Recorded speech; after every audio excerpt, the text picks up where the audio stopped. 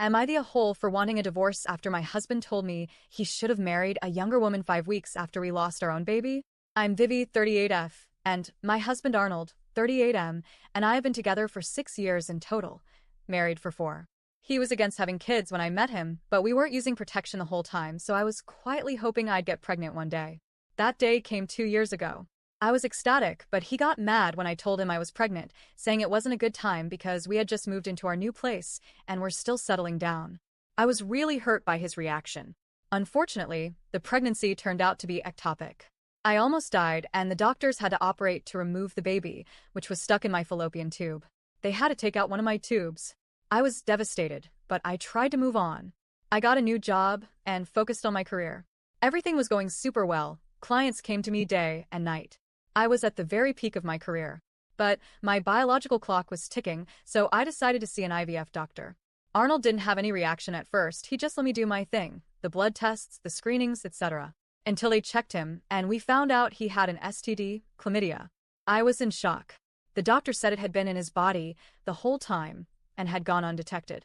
He also told us it was one of the possible reasons we never conceived naturally, due to Arnold's weak sperm count, and likely a major factor in my ectopic pregnancy.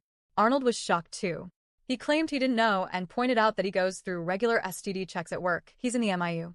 He swore he never cheated on me and that he must have gotten it from an ex. I was in the middle of IVF, hormonal, vulnerable, and devastated. But I chose to forgive him and move on. We continued the treatment, and he became very supportive. Our first round of IVF didn't succeed. So I made a huge decision. I gave up my career to focus fully on this. And finally, after many days and nights of meditation, stress management, and keeping myself healthy, our second round succeeded.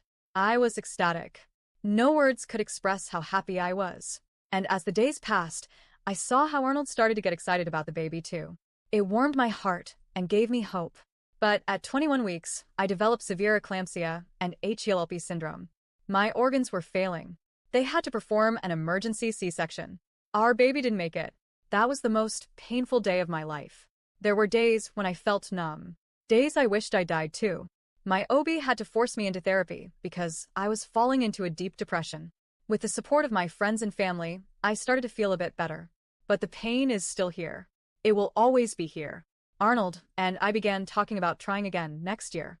I was scared because of the trauma, but I agreed because I knew how much he wanted to be a father and I saw the genuine excitement in his eyes.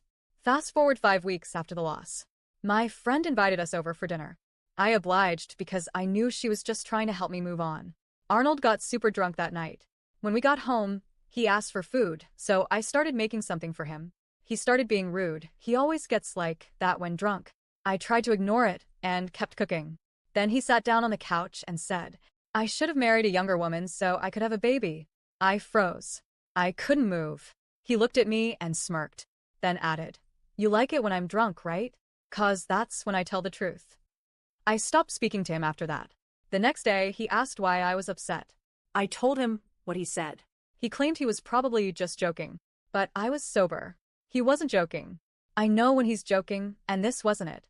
He kept apologizing, but I just can't ignore the fact that he thinks that way. That those words were in his mind to begin with. That he said them just 5 weeks after we lost our baby. I know this might sound paranoid, but his father has a long history of infidelity, especially with younger women. And I can't shake the thought that he might become just like him. So now I'm wondering, am I the a-hole for seriously considering ending my marriage to protect myself from further heartbreak?